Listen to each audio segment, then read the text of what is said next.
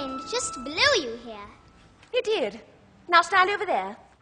Everyone has their own idea about who or what Mary Poppins is. Where does she come from? And what are these magical powers that she has? And where does she go when the winds lift her back up into the stars?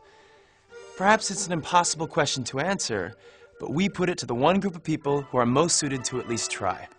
Any discussion of the character of Mary Poppins is, of course, filled with a lot of contradictory facts, because Pamela Travers in her own life was quite contradictory about the character. She likes to tell the truth, because the only way people can really grow is by being confronted with the truth, but she doesn't do it in a way that is condemning. She does it in a way that's very gentle, and I think that helps people to see how they can change.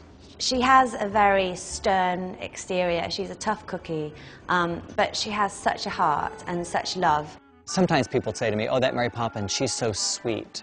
And I think, well, that's interesting, because she's quite tart. She's quite clear, she's quite crisp, and she's quite demanding. And she doesn't settle, ever.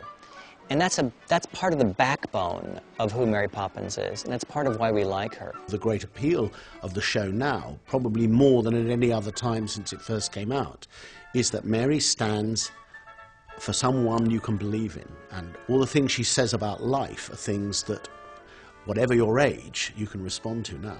I think Mary's best described as firm but fair. A lot of her characteristics are drawn from P.L. Travers, who of course originally wrote the books, and she was a tough lady.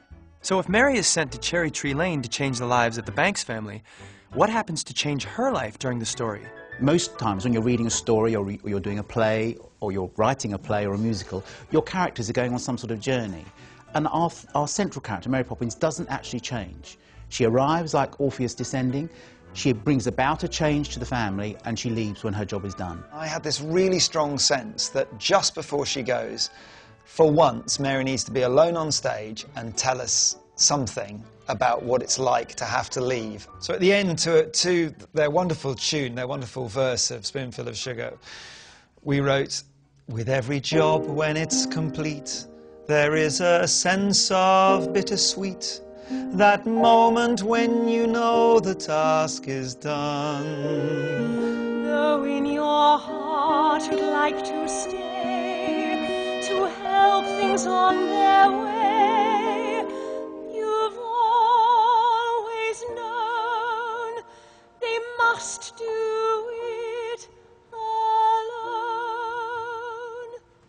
And that one moment alone with her on stage, I think, just gives you that tiny little tug of thinking, oh, poor Mary, she doesn't actually like going, and she does have a beating heart. So if that's who Mary Poppins is as a character, strict and stern, but also caring and kind, the question remains, what is she? I suspect no matter who you talk to, everyone has a different theory on where did Mary come from, who is she, what is the essence of her power, how does it work, what are the limits of it, where does she go next, and where did she come from? And everyone you ask has a different version of it. I think she's like an angel. She's an embodiment of something that is outside our day-to-day comprehension. I think she has a higher calling, is what I like to say. You never know where she comes from. You never know, is she a ghost? Is she like this fairy tale? Is she a real person?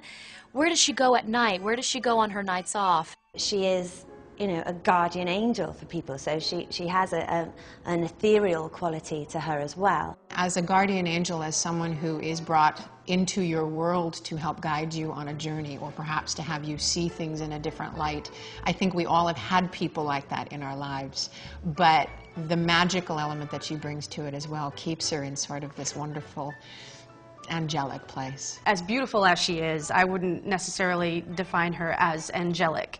I sort of think of her as a guide of somewhat. She's certainly magical.